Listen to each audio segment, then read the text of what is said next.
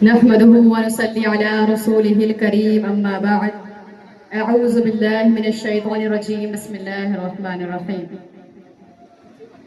कलम की नोक पर इतिहास का रुख मोड़ देंगे, जो बंदिशें रोके रास्ता उन जंजीरों को तोड़ देंगे।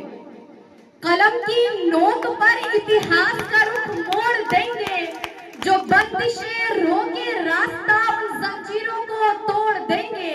और हम वो छात्र हैं जो सिर्फ पन्ने नहीं पलटते, हम तो वक्त की स्याही से नया दौर लिख देंगे। जोरदार तालियों से इस्तकबाल करें। मोहतरम प्रिंसिपल साहब, मेरे प्यारे टीचर्स और मेरे अजीम साथियों, अस्सलामु अलैकुम व रहमतुल्लाहि व बरकातुहू। This is Arisha Qadri from grade 10th and the student of Study IQ Coaching Center. आज 15 अगस्त के इस मुबारक दिन पर मैं यहाँ सिर्फ मुबारकबाद देने या रटे रटाए शब्द बोलने नहीं आई हूँ। आज मैं बात करने आई हूँ उस ताकत की जिससे दुनिया के बड़े से बड़े तख्त हिल जाते हैं। आज मैं बात करने आई हूँ शिक्षा और युवा शक्ति की। मेरे दोस्तों,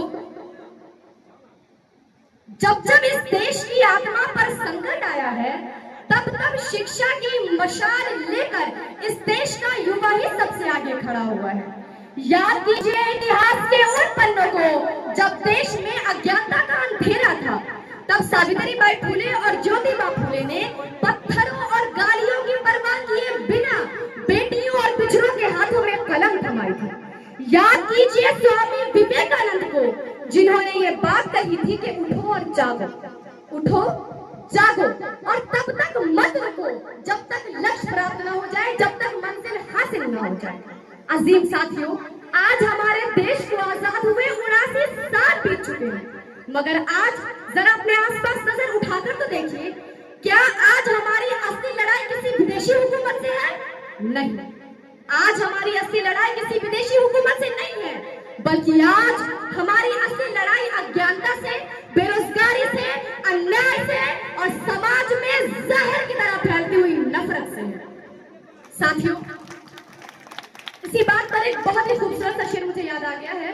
वो शेर है कि सुलगती हुई नफरत को मोहब्बत से बुझाएंगे, सुलगती हुई नफरत को मोहब्बत से बुझाएंगे। और हम तो वो है जो अंधेरों में भी इनकलाब लाएंगे।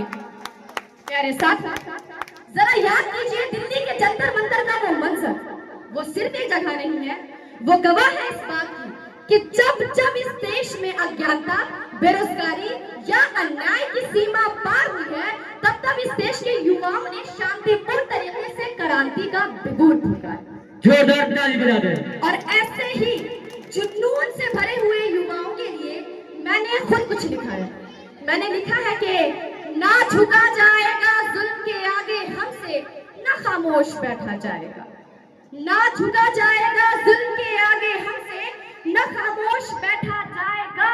और जब जब हक पर आंच आएगी, सड़क पर उतर कर बोला जाएगा।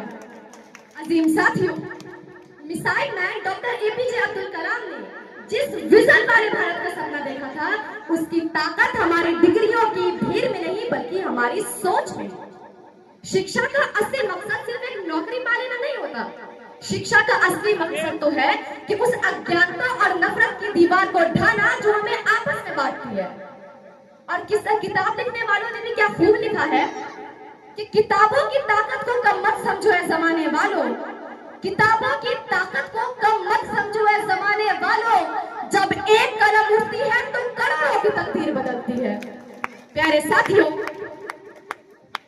एक सच्चा और एक पढ़ा लिखा युवा वो नहीं होता जो किसी भीड़ का हिस्सा बन जाए। एक सच्चा और एक पढ़ा लिखा युवा तो वो है जो अंधकार में मशाल बनकर खड़ा हो जाए, जो नफरत के जवाब में मोहब्बत की बात करे, जो जात पात और धन के झंझटों से उठकर शिक्षा, स्वास्थ्य और रोजगार पर सवाल करे। और इस बात पर मैं बस इतना ही कह सकती हूँ कि मजहब के नाम पर जो बांटते हैं इंसान को, मजहब के नाम पर जो बांटते हैं इंसान को, वो क्या समझेंगे इस तिरंगे की शान को?